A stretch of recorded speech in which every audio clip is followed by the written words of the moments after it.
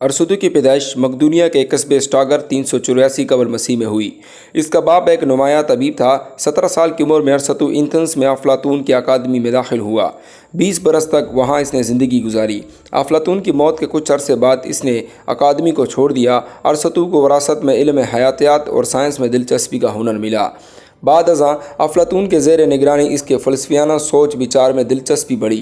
384 قبل مسیح میں ارسطو سکندر اعظم کا ذاتی معلم بن گیا، جس وقت سکندر کی عمر 13 برس تھی۔ ارسطو کئی سالوں تک سکندر اعظم کی تعلیم و تربیت کرتا رہا۔ 335 قبل مسیح میں سکندر کے بادشاہ بننے کے بعد ارسطو مقدونیہ سے ایتھنز واپس آ گیا، جہاں اس نے اپنا مدرسہ لائسم کے نام سے قائم کیا۔ اگلے 12 برس اس نے ایتھنز میں گزارے۔ ارسطو کا یہ دور سکندر کی لشکر کشی اور فتوحات کے سلسلہ سے قطعاً نہیں میل کھاتا۔ سکندر اعظم نے اس ضمن میں اپنے استاد سے کوئی مشورہ نہیں کیا، لیکن اس کی علمی تحقیقات کے لیے کبھی بھی مالی امداد بند نہیں کی۔ غالباً تاریخ میں ایک بہترین مثال تھی کہ ایک سائنسدان کو اس قدر کثیر مقدار میں حکومتی امداد سے نوازا گیا، بلکہ آنے والے کئی صدیوں تک اس کی طرح مثال ملنا مشکل ہے۔ مگر اس کے باوجود ارسطو اور سکندر اعظم کے رابطوں میں کچھ خرابی بھی تھی۔ ارسطو کو سکندر اعظم کا آمرانہ رویہ ناپسند تھا، اور جب سکندر اعظم نے اس کے بھانجے کی گردن زندی کی تو دراصل وہ ارسطو کے خلاف ایک رد عمل تھا۔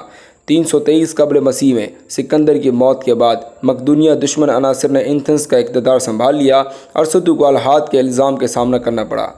76 برس قبل ہونے والے سقراط کا انجام کے پیش نظر ارسطو نے شہر سے فرار حاصل کیا۔ اس نے کہا کہ وہ ایتھنز کو فلسفہ کے خلاف گناہ کے ارتکاب کا دوسرا موقع حاصل نہ کرنے دے گا۔ چند ماہ بعد ہی 62 برس کی عمر میں 322 قبل مسیح میں جلاوطنی میں ہی وہ فوت ہو گیا۔ ارسطو کی تحریر کی تعداد ہی حیران کرنے کے لیے کافی ہے۔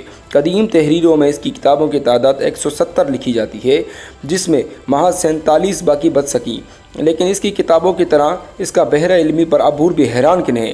اس کی سائنسی تحریروں میں اس دور کے سائنسی علوم پر مشتمل ایک قاموس بھی شامل ہے۔ ارسطو نے علم فلکیات، حیوانیات، علم تولید، جغرافیہ، علم طبقات الارض، طبیعیات، علم البدان اور علم افعال اعضاء کے علاوہ وہ قدیم یونانیوں کے علم کی ہر شاخ پر بہت زیادہ عبور اور کام کرتے رہے۔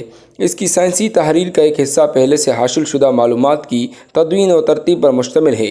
دوسرا حصہ ان معلومات پر مبنی ہے جو اس کے اجرت دار معاونین نے اس کے لیے حاصل کی تھی، جبکہ باقی حصہ خود اس کے اپنے ان گنت مشاہدات کا نتیجہ ہے۔ پارٹ 2 جلد۔